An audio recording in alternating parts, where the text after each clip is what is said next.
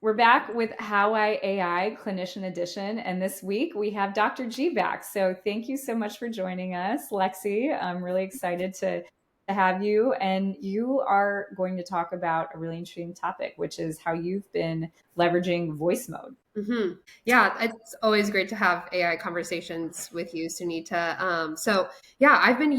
We've been talking about this idea of like how you actually evaluate what parts of your clinical workflow are actually applicable to AI and how you would weave that in. And after kind of educating around, on this at several conferences and talking with several different practitioners with, a variety of practice types, as I'm sure it becomes quite difficult to try to personalize those recommendations for best use cases of tools, depending on what their practice types are and depending on how they practice. So we, as Ovation Lab, tried to figure out like what are those actual points in your workflow that could be applicable to AI, and came up with this term of friction mapping, which is basically if you think about your visit from beginning to end, and we kind of talked about this when we were talking about Vibrant and the 3 phases of your clinical workflow. As you think about that process, where are the bottlenecks that typically happen? And, one of the most important ones is, and I would say one of the most common ones is just the preparation for a visit.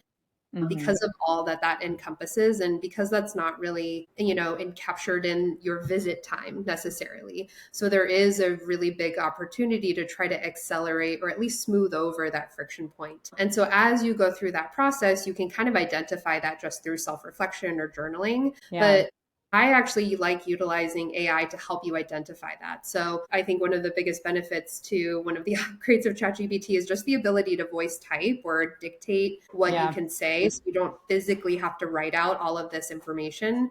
But now you can actually activate voice mode where it's more of a communication style of how you might consult with somebody that might evaluate your own workflow and give you some advice about where those friction points might be, and then identify which AI tools might smooth those friction points over. And that's, I think, a really nice piecemeal way to do that for solo practitioners or practitioners that are looking to like dip their toe into how AI might help them. And then, for those that might need a little bit of extra support, I always, direct them towards Vibrant, because that essentially is like the white glove service that you would essentially hope for to try to have a one-stop shop to smooth over all those friction points all at once and have the support to do so in identifying and transitioning. So that's kind of like the high level overview of how I've been using AI and recommending AI lately. Awesome.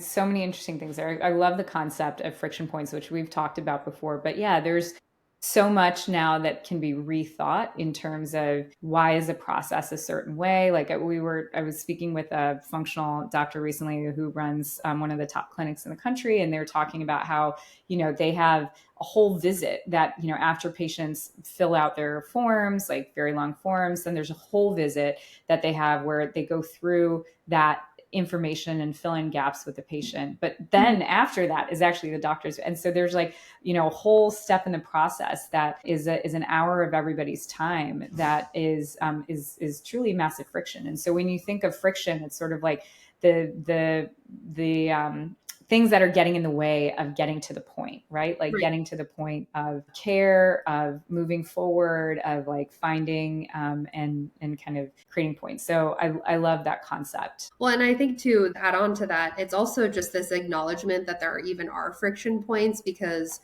that's such a repetitive process of clinical care that to identify one friction point, it's almost overwhelming to then acknowledge how much time that actually takes throughout your day and then throughout your week. But then because there's such a neat solution to immediately offer to smooth over that friction point, this is really the time to actually acknowledge that. So that's also why I like kind of doing this voice mode conversation style, is that you don't necessarily need to be able to find those friction points, but the AI may be able to just kind of converse or identify it based on how you lay out your clinical workflow. Interesting. And so tell me more about how what are you giving AI in this process of doing the process mapping? What kinds of detail are you sharing? And yeah, love that like it's voice mode, so you can actually just be walking around, you can be doing things, and you don't have to sit there typing, which is honestly massive unlock.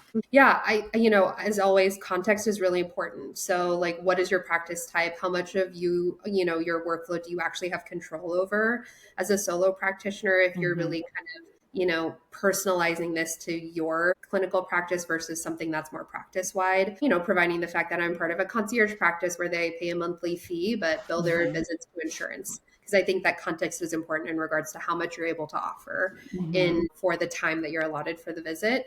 And then really walking through what my personal workflow is. So, I prepare for an initial patient visit.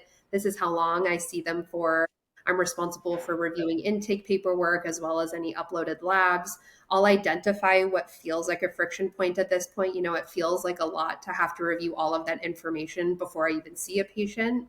I also identify, like, once that initial visit is over, the goal is to identify which labs to order, any lifestyle recommendations, and then also start to map out what their functional medicine approach or framework might be. That goes back to, how the Institute for Functional Medicine teaches these foundations. So identifying and placing all of those symptoms onto a matrix based on body systems, identifying modifiable lifestyle factors, and laying out a timeline.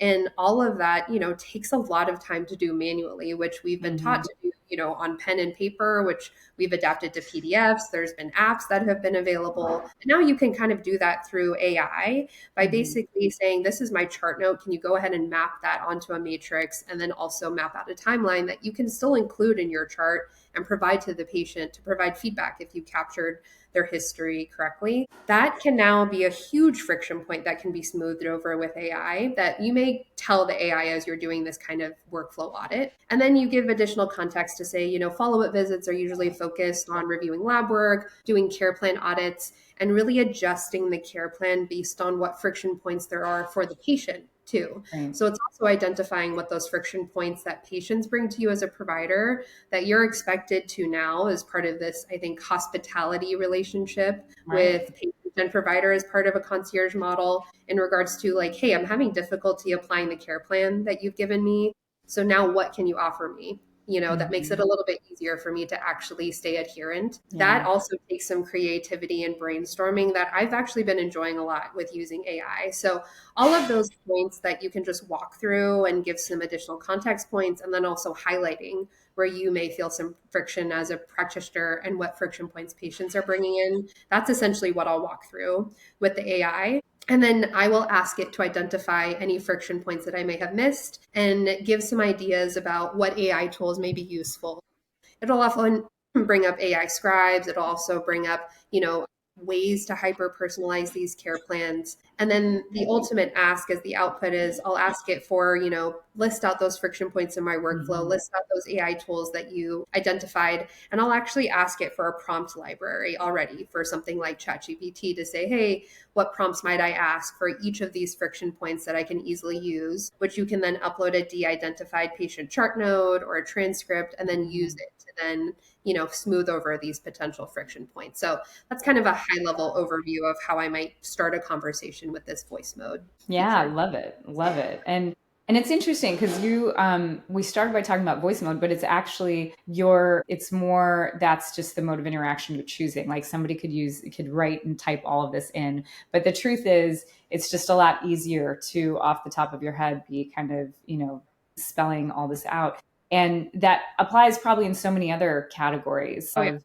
brainstorming and coaching, especially. I think that, as a small business owner or a practice owner, there's actually a whole wealth of knowledge that we could tap ChatGPT and these AI tools to help us with. Totally. Absolutely. Yeah, that's great. That's great. Well, I love it. Is there one last question? Do you prompt ChatGPT when you start in this mode to respond with any kind of like lens or voice? Like, have you tried doing like, you are an expert concierge, medicine ops ninja or something like that? Definitely. So I think it depends on like the ask. So I think for this like friction point audit for your workflow, I'll have it act as an expert functional medicine clinician in a concierge practice. For something where I'm identifying more friction points in regards to patient communication, I might have it act more like, a consultant or focus more on the therapeutic alliance. And that is also different for more administrative tasks that I might have it identify.